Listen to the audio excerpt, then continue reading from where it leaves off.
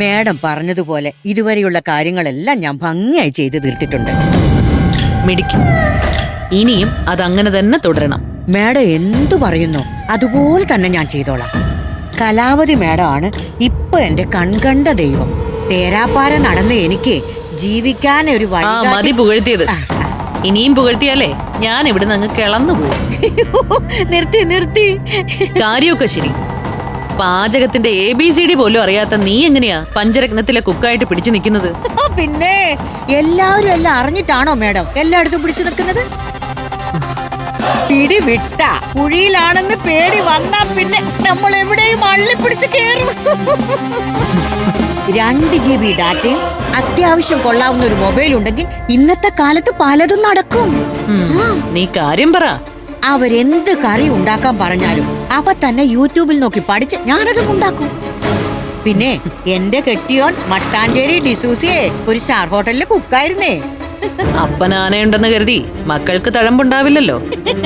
മുല്ലപ്പൂമ്പൊടി ഏറ്റ് കിടന്ന അതിന്റെ ഒരു മണം ഉണ്ടാവുമല്ലോ. ഇനി ഞാൻ പറയുന്ന കാര്യങ്ങള് സിസിലി ശ്രദ്ധയോടെ കേൾക്കണം. ഓ മേഡം പറഞ്ഞാട്ടെ. അവിടെ നടക്കുന്ന ഓരോ ചെറു ചലനം പോലും നീ അപ്പ എന്നെ അറിയിക്കണം. എന്റെ ഫോണിൽ ഔട്ട് ഗോയിങ് ഉള്ളിടത്തോളം കാലം അതൊക്കെ ഞാൻ കൃത്യമായി ചെയ്തോളാം മേഡം. നീ എന്റെ ആളാണെന്ന് പഞ്ചരത്നത്തിലെ ഒരാൾക്കും ഒരു സംശയവും തോന്നാൻ പാടില്ല. പതിയെ പതിയെ പഞ്ചരത്നത്തിലെ എല്ലാവരുടെയും വിശ്വാസം നീ നേടിയെടുക്കണം. എടുത്തിരിക്കും. അവർക്കിടയിലെ ഏറ്റവും വലിയ രഹസ്യങ്ങൾ പോലും അവര് സിസിലിയോട് പങ്കുവെക്കണം. അത്രയ്ക്ക് വിശ്വാസം ആ പഞ്ചരത്നങ്ങൾക്കിടയില് നീ നേടിയെടുക്കണം. അതിനാദ്യം വേണ്ടത് ആ പെമ്പിളരുടെ ഹൃദയത്തിലെ ഒരു സ്ഥാനമാണ്. അത് സിസിലി ഉണ്ടാക്കിയെടുക്കണം. ഇങ്ങനെ മൂളിയിട്ടും തലയാട്ടിയിട്ടും ഒന്നും ഒരു കാര്യവുമില്ല. അങ്ങനെ ഒരു സ്ഥാനം ഉണ്ടാവണമെങ്കിൽ അവരുടെ പ്രശ്നങ്ങളിൽ ഇടപെടണം, പരിഹരിക്കണം. അവരോട് സ്നേഹം അഭിനയിക്കണം. അഭിനയോ? അത് മാത്രം മേഡം ഈ സിസിലിയെ പഠിപ്പിക്കണ്ട.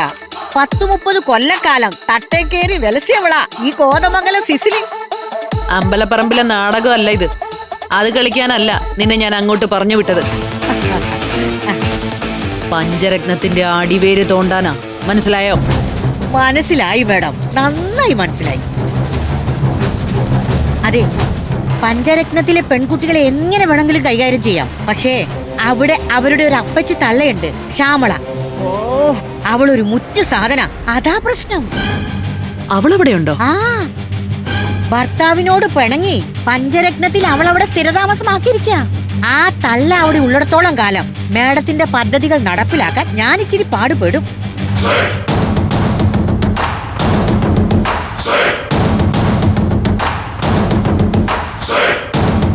ശ്യാമളെ പഞ്ചരത്നത്തിൽ നിന്ന് പുകച്ചു പുറത്തു ചാടിക്കുന്ന കാര്യം ഞാൻ ഏറ്റു.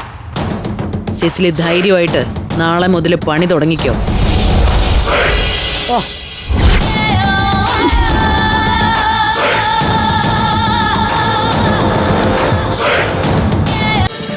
ഫ്ലവേഴ്സ് ഒരുക്കുന്ന കാഴ്ച വസന്തം യൂട്യൂബിൽ പ്രേക്ഷകർക്ക് ലൈവായി കാണാം. ഫ്ലവേഴ്സ് കോമഡിയിൽ ജോയിൻ ചെയ്യൂ, ആസ്വദിക്കൂ.